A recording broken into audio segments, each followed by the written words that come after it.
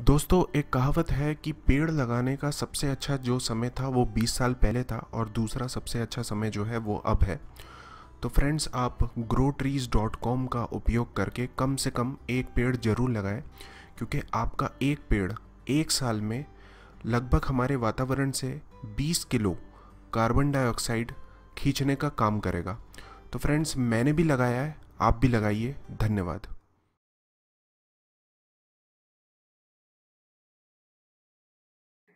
नमस्कार दोस्तों, daily take tuts channel में आप सभी का स्वागत है। आज के इस वीडियो में हम आपको एसबीआई की एन्युटी डिपॉजिट स्कीम के बारे में बताना चाहेंगे। दोस्तों, ये एक तरह की टर्म डिपॉजिट स्कीम है, यानी कि आप एक पर्टिकुलर टर्म जो भी आप चूज़ करते हैं महीने, उसके लिए आप डिपॉजिट करते हैं और आपको ईएमआईज़ में इक्वेट करके जो प्रिंसिपल है इंटरेस्ट के साथ हर महीने पे किया जाता है। यानी कि ये एक तरह की सेविंग स्कीम है जहाँ पे आप एक बार लमसम अमाउंट दें और आपको मंथली एक सेट ईएमआई जो बैंक की तरफ से इंटरेस्ट के साथ कैलकुलेट की जाती है वह आपको मिलेगी। आइए जानते हैं डिटेल में इसके बारे में। जैसे हमने आपको बताया है कि आपको हर महीने एक प्रिंसिपल का पार्ट यानी कि डिपेंड करता है जितना भी आपने टेन्योर यानी कि समय सीमा तय की है अपने डिपॉजिट के लिए, उसके हिसाब से इंटरेस्ट के साथ आपको मिलेगा। एक बात आपको और बताना चाहेंगे कि ये जो है जो ईएमआई आपको मिलेगी, इसका जो इंटरेस्ट होगा वो रिड्यूसिंग प्रिंसिपल पे होगा, यानी कि जैसे जैसे आपको पेमेंट मिलती जाएगी उसी हिसाब से जो बैलेंस आपके बैंक में है उस हिसाब से इंटरेस्ट कैलकुलेट होगा। इंटरेस्ट को ये कंपाउंड करते हैं क्वार्टरली और उसके बाद उसको मंथली वैल्यू में डिवाइड करके आपको ईएमआई पे करते हैं। आइए जानते हैं इसके इम्पॉर्टेंट फीचर्स के बारे में। ये एक रीपेमेंट है, यानी कि एक अच्छी इन्वेस्टमेंट स्कीम है। अगर आपके पास स्पेयर पैसा है तो आप इसमें इन्वेस्ट कर सकते हैं ताकि आपको एक मंथली इनकम मिलती जाए प्रिंसिपल अमाउंट प्लस इंटरेस्ट के साथ। इसका जो टर्म है यानी कि जो समय सीमा है डिपॉजिट की, वह हो सकता है 36 महीने यानी कि 3 साल, 60 महीने 84 मंथ्स या फिर 120 मंथ। मैक्सिमम आप 120 महीने के लिए इसको ये आप करवा सकते हैं।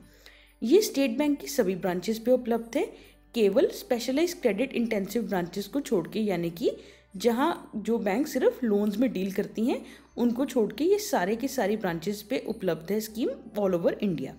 इसके बारे में कृपया आप अपने बैंक से एक बार ज़रूर चेक कीजिए। जो अमाउंट है मिनिमम एन्युटी, यानी कि एन्युटी हम बोलते हैं कि जो आपको हर महीने ईएमआई मिलेगी, वह मिनिमम 1000 होनी ही चाहिए। उसी हिसाब से आप डिपॉजिट कराएं और उसी हिसाब से आप अपने टेन्योर को चूज़ कीजिए। मिनिमम जो डिपॉजिट है लमसम, यानी कि एक बार जो आप इसमें इन्वेस्ट करते हैं, स्कीम में डिपॉजिट करते हैं, वो 25,000 होना चाहिए। 25,000 से अगर कम है तो आप इस स्कीम के लिए वैलिड नहीं है, आप इस स्कीम का फ़ायदा नहीं ले सकते। तो मिनिमम डिपॉजिट आपको 25,000 रखना ही होगा। मैक्सिमम डिपॉजिट के ऊपर कोई लिमिट नहीं है, यानी भी आप जितना चाहे आप करवा सकते हैं। जो रेट ऑफ इंटरेस्ट है वह इतना ही होगा जितना बाकी टर्म डिपॉजिट यानी कि जो एफडी वगैरह है उन पे होता है। इसके बारे में कृपया ये स्कीम में इन्वेस्ट करते समय आप अपने बैंक के जो एजेंट हैं या फिर बैंक की वेबसाइट को रेफ़र कीजिए, क्योंकि जो रेट ऑफ इंटरेस्ट है वो आरबीआई के हिसाब से और मार्केट के हिसाब से ऊपर नीचे होता रहता है। तो मौजूदा और फ्रेश रेट ऑफ इंटरेस्ट के लिए आप अपने बैंक से एक बार ज़रूर कंफर्म कीजिए। जैसे हम जानते हैं कि कई कैटेगरीज होती हैं सिटीजन्स की जिनको नॉर्मल रेट ऑफ इंटरेस्ट से ऊपर एप्लीकेबल मिलता है थोड़ा।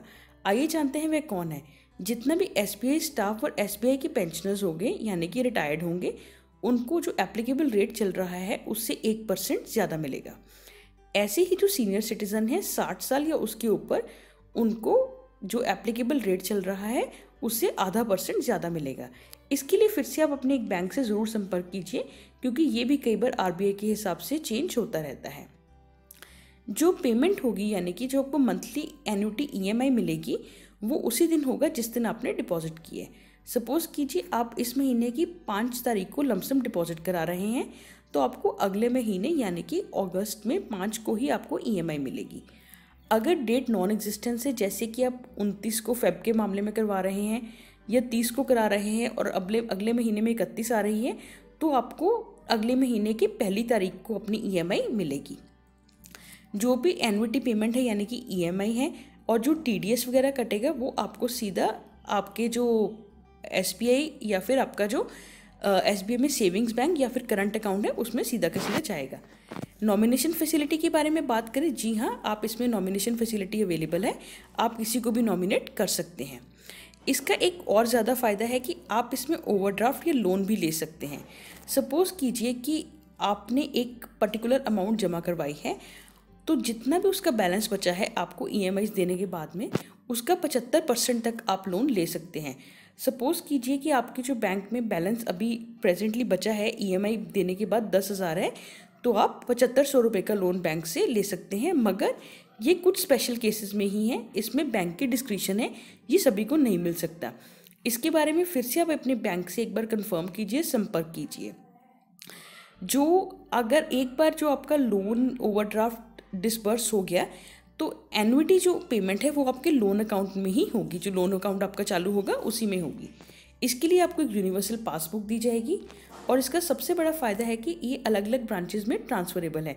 यानी कि सपोज़ आपके कहीं ट्रांसफ़र हो रही है या आप रेजिडेंस शिफ्ट कर रहे हैं और आप चाहते हैं कि आपको घर के पास वाला एकदम बैंक का ब्रांच मिले, तो आप इस स्कीम को यानी कि इस अकाउंट को आप ट्रांसफ़र करा सकते हैं अलग अलग ब्रांच में। आइए जानते हैं इसकी एलिजिबिलिटी के बारे में, इसका फ़ायदा कौन कौन उठा सकता है। ये सभी रेजिडेंट इंडिविजुअल्स यानी कि जितने भी भारतीय सिटीजन्स हैं वह इस स्कीम का फ़ायदा उठा सकते हैं। इसमें माइनर्स भी हैं, यानी कि 18 साल से जो कम उम्र के लोग हैं वह भी इसमें इन्वेस्ट कर सकते हैं। इसमें आप सिंगल अकाउंट भी कर सकते हैं और जॉइंट भी कर सकते हैं। SBI आपको जॉइंट अकाउंट की भी सुविधा दे सकता है। आइए जानते हैं टर्म्स एंड कंडीशंस के बारे में। तो देखिए दोस्तों, टर्म्स एंड कंडीशंस में हम आपको बताएंगे प्रीमेच्योर क्लोजर का। इसमें प्रीमेच्योर क्लोजर अलाउड है 2 ही केसेस में। सबसे पहले अगर डिपॉजिटर की डेथ हो जाए तो आप इस अकाउंट को, जो भी उसका नॉमिनी आगे होगा, उसको प्रीमेच्योरली क्लोज कर सकते हैं। दूसरे केस में जो प्रीमेच्योर पेमेंट है वो अलाउड है अगर आपके डिपॉजिट्स 15 लाख तक है, मगर आपको अगर प्रीमेच्योर पेनल्टी चार्ज होगी जितनी भी वो टर्म डिपॉजिट में चार्ज होती है बाकियों में। इसके बारे में भी आप कृपया बैंक से संपर्क कीजिए। तो दोस्तों, आशा करते हैं कि आपका हमारा आज का वीडियो आपको पसंद आया हो। कृपया हमारे वीडियो को लाइक और शेयर कीजिए और चैनल को सब्सक्राइब कीजिए। धन्यवाद।